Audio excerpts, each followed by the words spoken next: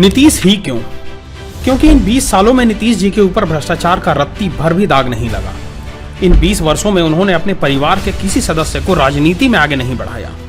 इन 20 वर्षों में नीतीश जी ने बिहार की बेटियों को आगे बढ़ाया, उन्हें आत्मनिर्भर बनाया।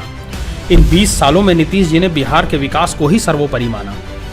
इन 20 सालों में नीतीश जी ने युवाओं को पढ़ने और आगे बढ़ने का मौका दिया। इन 20 सालों में नीतीश जी ने राज्य की आधारभूत संरचना का विकास किया। इन 20 सालों में राज्य की हर पंचायत जिले से और हर जिला राजधानी से जुड़ गया। इन 20 सालों में नीतीश जी ने राज्य में बिजली की व्यवस्था सुदृढ़ की, हर घर 24 घंटे बिजली पहुंचाई। इन्हीं 20 सालों में नीतीश जी ने हर परिवार के लिए 125 यूनिट बिजली फ्री कराई। इन 20 सालों में नीतीश जी ने जीविका रूपी एक वटवृक्ष तैयार कर दिया, जिसकी छांव में आज 1 करोड़ से अधिक महिलाएं सशक्तिकरण की मिसाल बनी हुई हैं।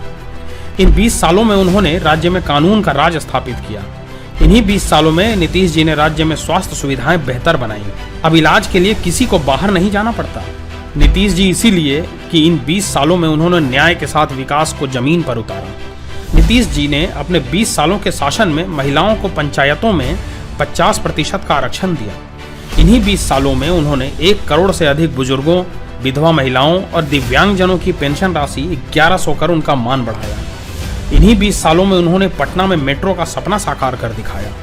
इन्हीं 20 सालों में उन्होंने 10 लाख से अधिक युवाओं को सरकारी नौकरी दी। इन्हीं 20 सालों में उन्होंने राज्य में विश्व स्तरीय स्पोर्ट्स इंफ्रास्ट्रक्चर बनाया।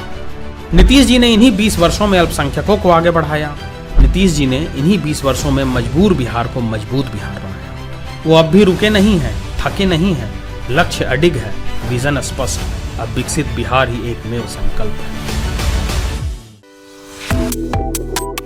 Subscribe to One India and never miss an update. Download the One India app now.